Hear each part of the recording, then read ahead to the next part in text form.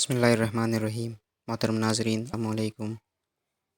بیان کیا جاتا ہے کہ بنی اسرائیل میں دو بھائی تھے، جن میں سے ایک مسلمان تھا اور دوسرا کافر تھا۔ دونوں دریا کے شکاری تھے۔ کافر بت کو سجدہ کرتا تھا، مگر جب مچھلیوں کے لیے جال تیار کرتا تو اس میں ڈھیروں مچھلیاں آ جاتی کہ اس کو کھینچنا بھی اس کے لیے مشکل ہو جاتا، مگر مسلمان کے جال میں صرف ایک ہی مچھلی آتی تھی اور اسی پر صبر کے ساتھ خدا کا شکر ادا تھا۔ اتفاق ایک روز اس مسلمان کی بیوی اپنے مکان کی چھت پر گئی تو اس کی نظر کافر کی بیوی پر پڑی، جو زیور اور بہترین لباس سے آراستہ تھی۔ یہ دیکھ کر اس مسلمان کی بیوی کے دل میں وسوسہ پیدا ہوا کہ کاش میں بھی ایسی ہی ہوتی۔ تو کافر کی بیوی بولی، تو اپنے شوہر کو اس پر آمادہ کر لے، وہ بھی میرے شوہر کے معبود یعنی بت کی عبادت کیا کرے، تاکہ تو بھی میری طرح مالدار ہو جائے۔ یہ سن کر مسلمان بھائی کی بیوی کچھ غمزدہ سی ہو کر نیچے آئی، اور جب اس کا شوہر گھر آیا تو اس نے بیوی کا حال متغیر دیکھ کر دریافت کیا، آخر کیا بات ہے جس سے تو اس قدر غمزدہ معلوم ہوتی ہے؟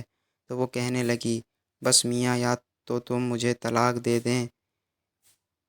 دے دو یا اپنے بھائی کے معبود کی عبادت شروع کر دو۔ یہ سن کر اس شوہر نے کہا، خدا کی بندی، تو خدا سے نہیں ڈرتی؟ ایمان کی دولت ملنے کے بعد یہ کفر کی باتیں کرتی ہے۔ تو عورت بولی، بس مجھ سے اب زیادہ باتیں نہ بناؤ، میں بھی دوسری عورتوں کی طرح اچھا لباس اور اچھے زیورات پہننا چاہتی ہوں۔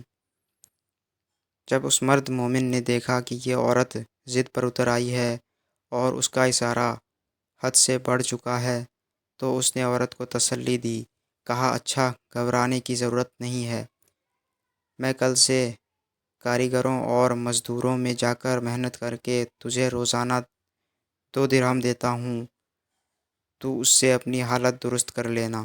یہ سن کر عورت کو کچھ تسکین حاصل ہوئی، اور سویرے ہی وہ مومن مرد مزدوری کی تلاش میں نکلا، لیکن کسی نے اس سے حال تک نہ پوچھا۔ یہ دیکھ کر وہ دریا کے کنارے پہنچا اور شام تک اللہ کی عبادت میں مصروف رہ کر رات کو جب گھر آیا تو بیوی نے دریافت کیا، آج تم کہاں تھے؟ وہ کہنے لگا، میں بادشاہ کی خدمت میں مصروف تھا، اس نے مجھ سے 30 دن کام کرنے کی شرط کی ہے۔ عورت نے کہا کہ آخر وہ بادشاہ کو کیا دے گا، تم کو کیا دے گا؟ تو اس نے جواب دیا کہ میرا بادشاہ بڑا کریم اور اس کے خزانے مال و دولت سے بھرے ہوئے ہیں، وہ مجھے وہ دے گا جو میں چاہوں گا۔ چنانچہ اسی طرح برابر وہ اپنے معبود برحق کی عبادت میں مصروف رہا، اور 30ویں رات ہوئی تو بیوی نے کہا، سنو میاں، اگر کل تم نے مجھے مزدوری کا لا کر نہ دی تو تم مجھے لازمی طلاق دے دینا۔ یہ سن کر اس کو اس قدر پریشانی کا لاحق ہوئی، اور 30ویں صبح کو اس نے ایک یہودی سے کہا، کیا تم مجھے مزدوری پر لگا لوگے؟ یہ سن کر یہودی کہنے لگا کہ ہاں، تم کو مزدوری تو مل جائے گی، لیکن شرط یہ ہے کہ میرے پاس تمہارے کھانے پینے کا کوئی انتظام نہ ہوگا۔ چنانچہ وہ مرد مومن روزے کی نیت کر کے یہودی کے ساتھ ہو لیا۔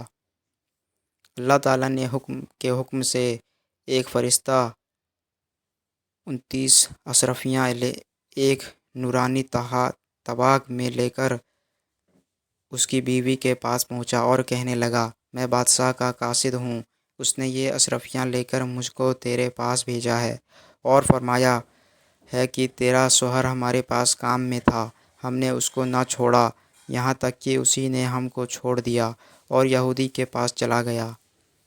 اگر وہ ہمارا کام کرتا تو ہم اس کو اور زیادہ اجرت دیتے، بس یہ ایک اشرفی کی کمی اسی وجہ سے ہے۔ چنانچہ وہ عورت ان اشرفیوں میں سے ایک اشرفی لے کر بازار گئی۔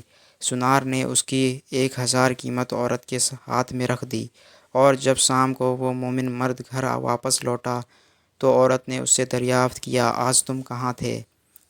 اس نے جواب دیا کہ آج میں ایک یہودی کے کام پر گیا ہوا تھا۔ تو بیوی کہنے لگی کہ آخر بادشاہ کی خدمت ترک کر کے تم دوسرے کی خدمت کیوں کرتے ہو؟ پھر اس کو اشرفیوں کا واقعہ سنایا، جس کو سن کر وہ مرد مومن روتے روتے ہی بے ہوش ہو گیا، اور جب اس کو ہوش آیا تو بیوی سے کہنے لگا، افسوس کہ میں بادشاہ دو جہاں کی خدمت کا حق اپنے اوپر لازم نہ کیا۔